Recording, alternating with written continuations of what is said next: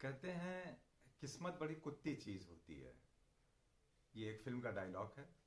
और कब पलट जाए, कब बिखर जाए, कुछ पता नहीं। और यही बात इस समय हुई है बॉबी देओल के साथ। बॉबी देओल की आश्रम इस समय एक लहर की तरह सारे देश में सीरीज हिट हो गई है।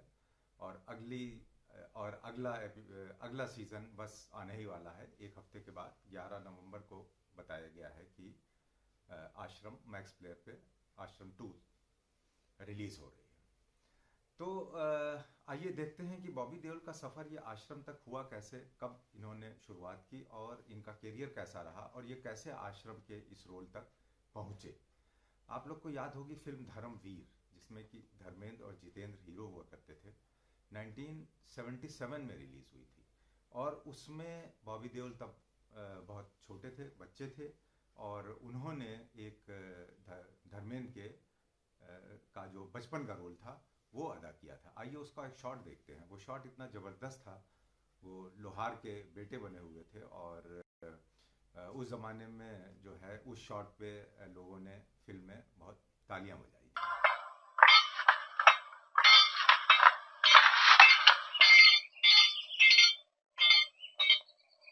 धर्म, तू राम दिन का बेटा है।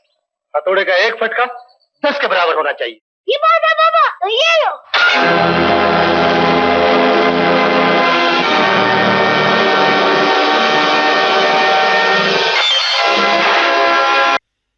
तो यहाँ से बॉबी देओल की शुरुआत हुई। 77 में तो वो बच्चे ही थे। उसके बाद 1995 में उनकी फिल्म रिलीज हुई बरसात, जो कि उनकी as a hero debut film थी। और उनको बेस्ट डेब्यू हीरो के लिए नॉमिनेट भी किया गया था इस फिल्म में।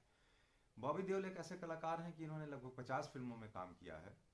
और कभी भी ये नंबर 1 नंबर 2 के रेस में रहे भी नहीं और ना ही इनको बनाया गया या बताया गया। लेकिन शुरुआती दौर में 5-7 सालों तक हर साल एक एक दो दो साल पे इनकी एक ना एक काफ़ी अच्छी और ज़बरदस्त हिट मूवी आती रही। बॉबी देओल की स्क्रिप्ट सेलेक्ट करने की शायद कुछ ऐसी स्टाइल थी कि वो कुछ ना कुछ थ्रिलर मूवीज़ में ही आते रहे और वो फिल्में हिट भी होती रहीं। और इनकी खास बात यह है कि शुरू के 5-6 सालों में कोई हीरोइन भी इनकी रिपीट नहीं हुई।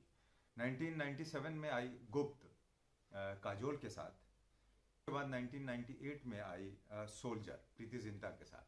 और सोल्जर का भी एक डायलॉग बड़ा मशहूर हुआ था। फिल्म भी अच्छी खासी हिट हुई थी कि उसका भी एक डायलॉग मशहूर हुआ था कि काम खत्म तो आदमी खत्म, जिसमें कि इन्होंने अच्छा रोल किया था। इसके बाद इनकी लगातार पिक्चरें आती रहीं। एक न एक पिक्चर एक एक 2 साल में एक न एक मूवी इनकी हिट होती रही। 2001 में अजनबी, ये भी एक सस्पेंस थ्रिलर टाइप की मूवी थी। 2002 में शहीद, जिसमें कि ये खुद ही भगत सिंह बने थे। तो ये फिल्में इनकी काफ़ी पसंद की गई और इनको एक बार फिर बहुत अच्छा बढ़िया काम इन्होंने किया 2003 में फिल्म हमराज में। और हमराज में भी इनको नॉमिनेट किया गया बेस्ट एक्टर के लिए फिल्म फेयर अवार्ड के लिए। हालांकि इनको अवार्ड नहीं मिला। लेकिन और उसके बाद फिर 2004, मतलब 7-8-10 साल के इस कैरियर के बाद इनकी कोई खास फिल्में आई तो बहुत फिल्में, लेकिन कोई इम्पैक्ट नहीं छोड़ पाई। और फिर 2017 में रेस 3 में भी ये दिखाई दिए, लेकिन सलमान खान थे उसमें। तो इनका जो सलमान खान के सामने शायद इनका अभिनय लोगों को पसंद तो आया, लेकिन वो बात ये फ्रंट लाइन में नहीं आ पाए रेस 3 में भी। इसके बाद फिर अब कहते हैं कि किस्मत कैसे पलटती है। फिर ये थोड़े थोड़े हाइबरनेशन टाइप में रहे, कुछ ना कुछ करते रहे। लेकिन 2020 में, मतलब कि इसी साल इनकी जब वेब सीरीज़ का ज़माना चल पड़ा, तो इनकी जो फिल्म आई वेब के ऊपर, नेटफ्लिक्स के ऊपर, जिसमें कि इनको बहुत शोहरत हासिल हुई और बहुत तारीफ भी की गई इनके अभिनय की, दैट वाज क्लास ऑफ 83। और इसके बाद तो फिर किस्मत ही पलट गई। आश्रम आश्रम का रोल कभी ये, क्योंकि जो ये रोल करते आ रहे थे वो इनको उसका काफ़ी अनुभव तो था ही, जो कि मिक्स टाइप के होते थे। और इसमें ये जो इन्होंने बाबा का रोल प्ले किया है वो लाजवाब है। इनका गेटअप,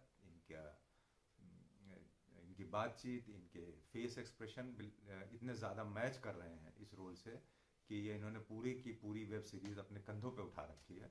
हालांकि इनको बहुत अच्छा सपोर्ट मिल रहा है त्रिधा चौधरी से, और उसके शॉर्ट्स तो बड़े पॉपुलर हो रहे हैं वेब सीरीज पे, त्रिधा चौधरी और इनके, और अदिति पोहानकर।